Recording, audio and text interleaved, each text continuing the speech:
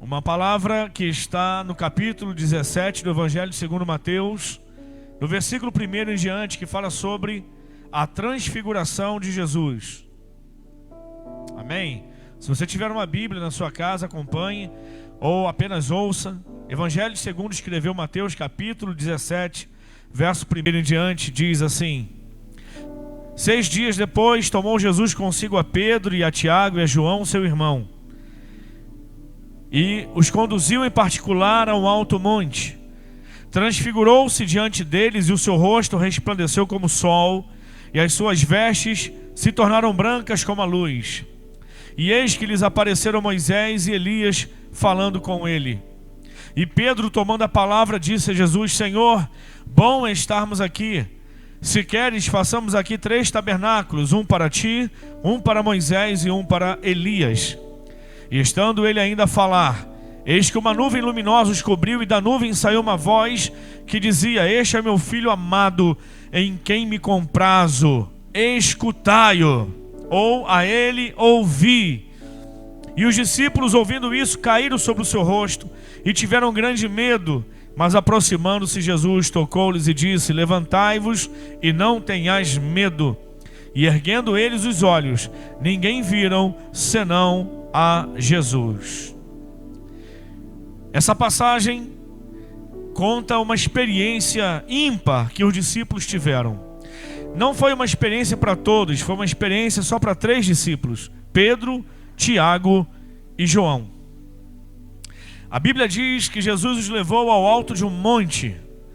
E nesse monte, enquanto ele estava com os discípulos, ele se transfigurou, ou seja, a sua figura foi transformada, a sua imagem foi transformada. O seu rosto não era mais o rosto de antes, a sua aparência não era mais a aparência de antes. O versículo 2 diz que o seu rosto resplandeceu como o sol. Você imagina? E as suas vestes se tornaram brancas como a luz.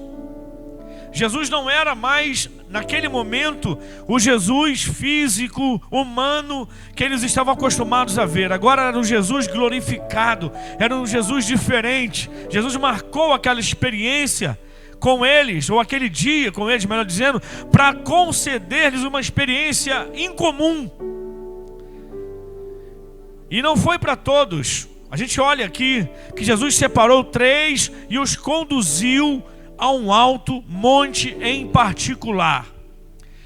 Existem algumas experiências que Deus revela e reserva para nós, e essas experiências acontecem em momentos de intimidade, em momentos no particular. Eu acho interessante isso, porque, por exemplo, quando Jesus foi conduzido por Jairo até a sua casa, onde sua filha já havia estado morta, a menina de 12 anos, Jesus, ele entra na casa, tem muita gente chorando, muita gente, desesperada. Jesus manda todo mundo sair. E ele chama esses 3 mesmos discípulos aqui, Pedro, Tiago e João, e os pais da menina, e entram no quarto e fecha a porta. Era um momento em que só os que eram necessários estar ali é que ficaram. O restante que não acreditava, o restante que já tinha sido tomado pelo choro, pelo desespero, o restante que não acreditava no milagre que ele tinha dito que iria fazer, porque quando ele estava a caminho da casa de Jairo, ele disse: olha, essa menina, ela dorme, eu estou indo acordá-la, em semelhança ao que ele falou com Lázaro, sobre Lázaro. E muita gente não entendeu, mas Jesus, para operar aquele milagre, em semelhança à transfiguração do Monte Tabor, ele sobe o monte, ele entra no quarto, e é sempre um número menor.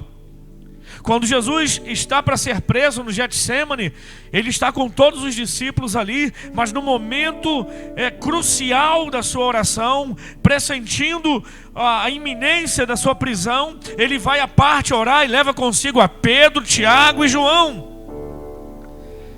Em momentos de profunda particularidade, Jesus chama um número pequeno. É interessante a gente notar que quando Jesus operava milagres em público, uma multidão estava com ele. Para enviar à sua frente para pregar o evangelho, apenas 70 foram enviados. Para segui-lo de perto, ele tinha 12. Para momentos de particularidade, ele tinha 3. E para deitar no seu peito, ele só tinha 1, que era João. Eu quero te dizer nessa noite que existem coisas que às vezes só viveremos quando entendermos o significado e a importância de estarmos a sós, de estarmos em pequeno número. Eu não ignoro a multidão, é claro que não. Eu não ignoro ninguém, eu sei que tem muita gente assistindo e normalmente muita gente aqui reunida, mas eu quero te dizer que o volume de pessoas não quer dizer muita coisa. Eu quero, na verdade, não confrontar a multidão, mas dizer para você que as coisas mais fortes que vivemos na presença de Deus são reveladas na intimidade, na pessoalidade. Deus é um Deus pessoal, Deus é um Deus que trata a nossa individualidade. Então aí onde você está, aqui onde nós estamos, no momento em que Ele se revela, às vezes a multidão não percebe. Só aqueles que estão com o coração voltado, só aqueles que foram, tocados para uma intimidade é que conseguem viver a experiência maior com a presença de Deus. Quando a mulher do fluxo de sangue, ela vai se arrastando entre a multidão com a fé de que se ela tão pouco tocasse, tão somente tocasse na orla das vestes de Jesus, seria curada. Uma multidão estava ali que apertava Jesus, que oprimia Jesus, nas palavras dos discípulos, mas só aquela mulher tirou virtude dele, porque tem coisas que nós só vivemos na individualidade, quando nos tornamos íntimos. Por isso Jesus levou aqueles homens ao particular. E naquele momento, quando ele se transfigura, aparecem 2 figuras ali que os 3 discípulos identificam como Moisés e Elias. Talvez pelo que eles estavam conversando, que nós jamais saberemos, mas de alguma forma eles identificaram que eram Moisés e Elias, a imagem de Moisés e Elias ali conversando com Jesus. Moisés, o grande legislador, Elias, o leão dos profetas, o principal profeta do Antigo Testamento. Moisés simbolizando ali a lei, sintetizando a lei. Elias simbolizando e sintetizando os profetas. A Taná, a Bíblia hebraica, que corresponde ao nosso Antigo Testamento, ela é identificada por alguns justamente sintetizando, ela é formada pela lei e pelos profetas. Algumas passagens do Novo Testamento, quando iam se referir a Jesus, como em Mateus, como em Lucas, diziam palavras do tipo: por isso ouviu o que foi dito a respeito dele sobre a lei e os profetas. Sempre que fazia uma atribuição à Bíblia, aos escritos, eram a lei e os profetas. Naquele momento, quando eles identificam que Elias e Moisés estavam ao lado de Jesus, significa dizer que a lei e os profetas estavam ali perante Jesus, dizendo: nós anunciamos a chegada daquele que acabou de chegar aqui, esse que está aqui diante de vocês. Tudo que nós falamos foi a respeito dele. Ali profeticamente, Elias simbolizando os profetas e Moisés simbolizando a lei, estavam dizendo: era sobre ele que nós estávamos falando. Esse é o Jesus, esse é o Salvador, esse é o Joshua, esse é o Yeshua, esse é o Messias, esse é o Cristo. Não importa como vocês o chamem, nós falamos sobre ele. Escutem o que ele está falando. Eles estavam ali apontando para Jesus. Era uma atmosfera tão divina, era uma coisa tão celestial, era uma coisa tão forte, que Pedro interrompe. E ele interrompe o que está acontecendo ali, pela sua ansiedade, pela sua vontade de fazer parte efetivamente daquela reunião.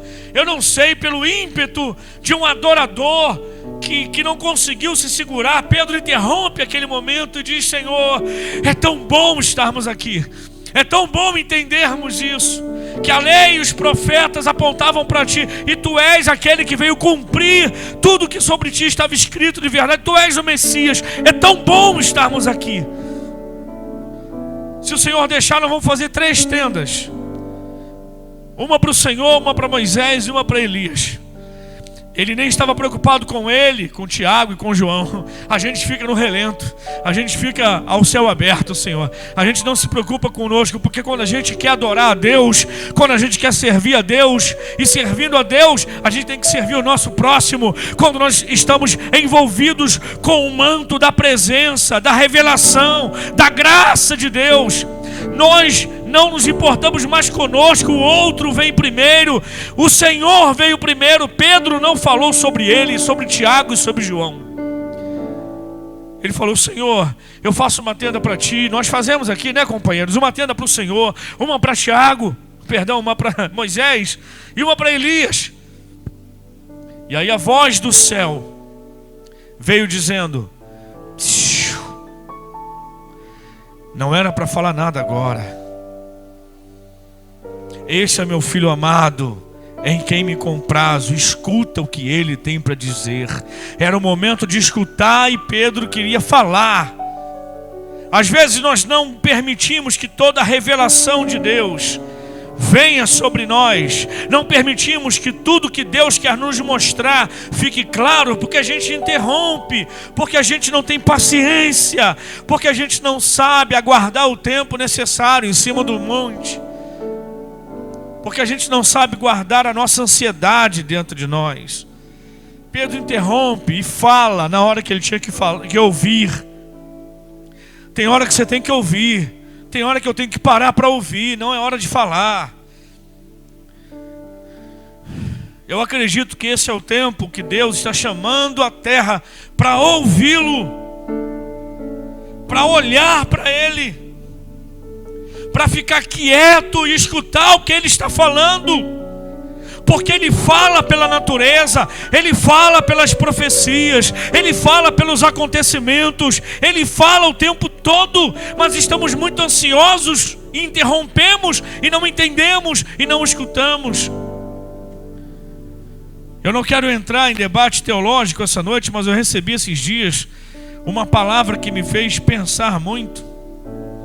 Não tinha princípio a ver com essa mensagem, mas eu quero compartilhar com vocês. O profeta Isaías,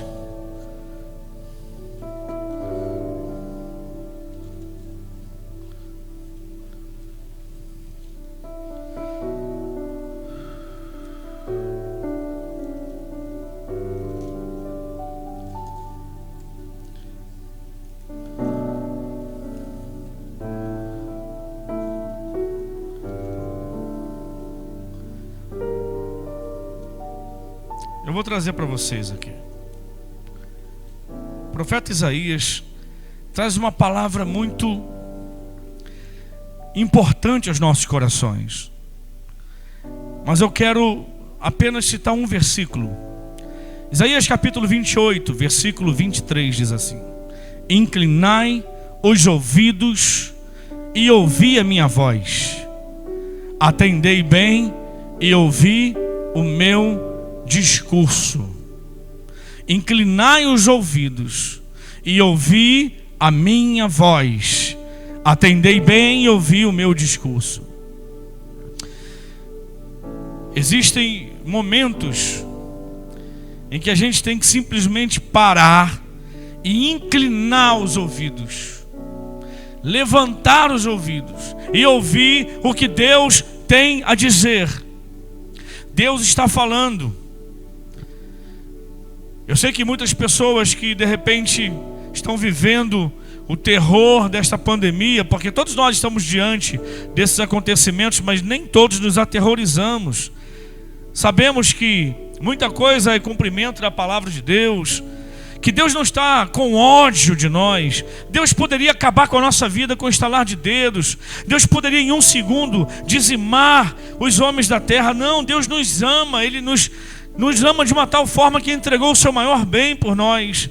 Tudo que Ele está permitindo, digamos assim, que aconteça, quem sabe, né, para a gente parar um pouco, inclinar os ouvidos para ouvir o que Ele tem a dizer.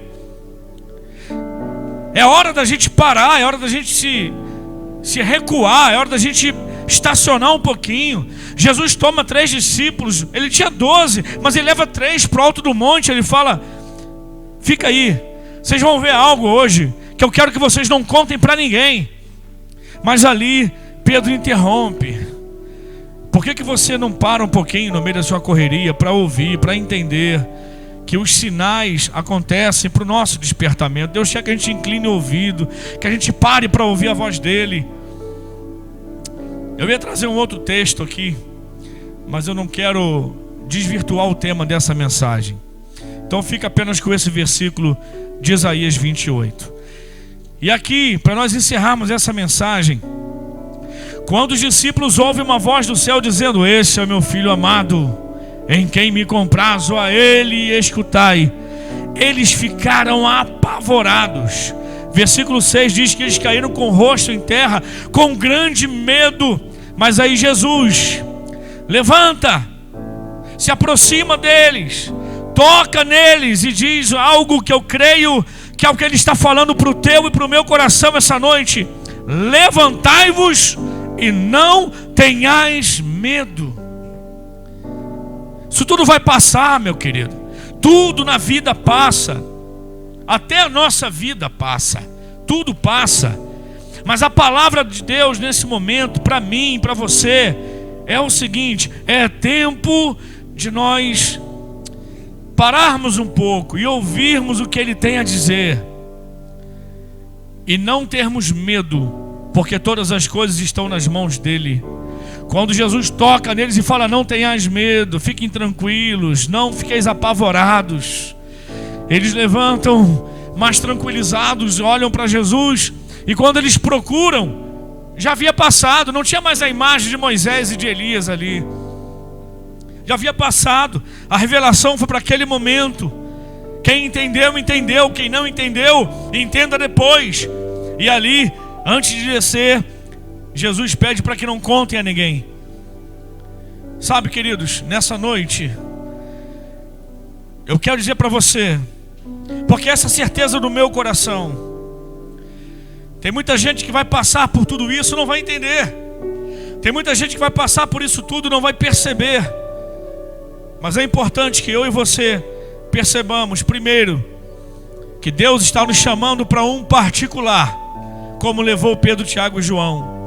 Que o Senhor quer se revelar de algo, de alguma forma, de algo assim que nós ainda não conhecemos. É o momento de reconhecermos a soberania de Cristo. É o momento de nós pedirmos perdão pelas vezes que blasfemamos contra Ele. É tempo da gente se humilhar. A palavra de Deus diz em Crônicas 7:14: se o meu povo que se chama pelo meu nome se humilhar. É tempo de se humilhar, de reconhecer, de pedir perdão. Se o meu povo que se chama pelo meu nome se humilhar e orar e buscar a minha face, se converter dos seus maus caminhos, Ele diz: então eu ouvirei dos céus, perdoarei o seu pecado, sararei a sua terra. Antes de Deus sarar a terra, há o perdão dos pecados. E para haver isso, tem que haver a humilhação e o reconhecimento. Esse é o tempo. Foi para isso que Deus reuniu a sua igreja nesse lugar hoje. É para isso que você está aí ouvindo essa palavra, que eu estou aqui, porque antes de falar contigo, é a palavra que bate no meu coração, é a palavra que fala forte ao meu coração. Nessa noite, em nome de Jesus, entenda, sintetizando para a gente terminar, é o momento que Deus está nos chamando em particular. É o momento que a gente tem que parar para ouvir e para perceber que Jesus é Deus e toda honra e glória pertence a Ele, e reconhecermos o seu senhorio, e com certeza desceremos desse monte, sairemos dessa situação muito melhores, muito mais maduros, muito mais fortes e preparados para o melhor de Deus que ainda está por vir. Eu quero profetizar um tempo de revelação de Deus para o teu coração. Um tempo de reconhecer que Ele é o Senhor. Um tempo de nos dobrarmos diante dEle e darmos a Ele a glória que lhe é devida. Um tempo de inclinarmos os nossos ouvidos, conforme diz Isaías, e percebermos que esse é o tempo que Ele está nos chamando num particular. e que Ele quer trazer revelação, glória e graça dele sobre nós. Eu queria orar com vocês. Onde quer que você esteja agora, se você puder, em nome de Jesus, elevar o teu pensamento ao Senhor, abrir o teu coração para o Senhor. Esse é o tempo que Ele quer se revelar a ti. Esse é o tempo que Ele está mostrando coisas importantes. Oh Senhor, a Tua palavra é fiel e verdadeira. Oh Senhor, a Tua palavra não falha. Eu sei que Tu nos amas, Senhor. Eu sei que o Teu amor dura para sempre. Por isso nessa noite nós nos reunimos nesse lugar, mas a nossa voz, ela sai daqui. A Tua palavra não pode estar presa, ela não pode ser detida. O Teu Espírito, que é onipresente, está agora, Senhor, alcançando muitos corações. Ó Deus, nós nos humilhamos diante de Ti. Nós pedimos perdão pelos nossos pecados. Nós, Senhor, pedimos perdão como Tua igreja. Pedimos perdão pelos pecados da nossa cidade, do nosso estado, do nosso país. Pedimos misericórdia, Senhor. Pedimos graça, Senhor. Graça, o Teu favor que nós não merecemos. Nós intercedemos por toda essa nação, ó Deus, por todo esse mundo, por todas as pessoas cujo coração já estão sensibilizados diante de tudo que estamos vivendo, Senhor. Eu sei que o Teu amor não falha.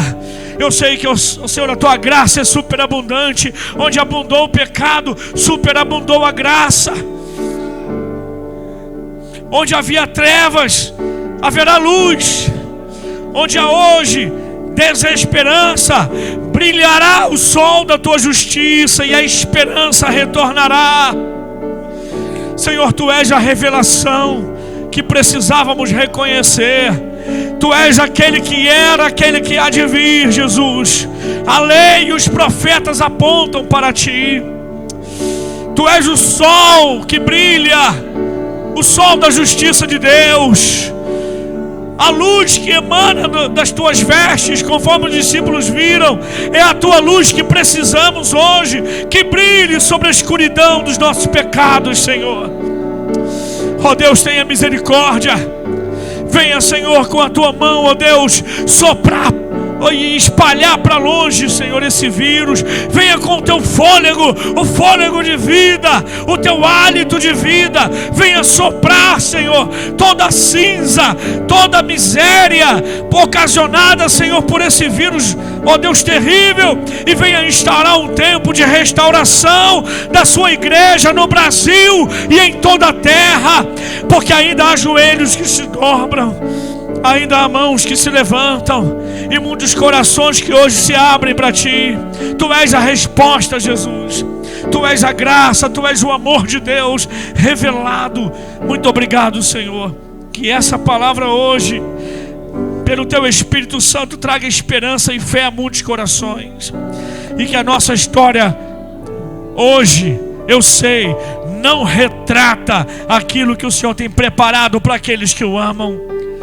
Porque nós cremos, Senhor, que todas as coisas cooperam para o bem daqueles que amam a Ti, daqueles que vivem segundo o Teu propósito. Por isso eu entrego cada um dos meus irmãos, cada um dos Teus filhos que estão conosco, conectados, Te adorando aqui essa noite, em cada lar, em cada lugar onde eles estejam. Eu entrego eles em Tuas mãos.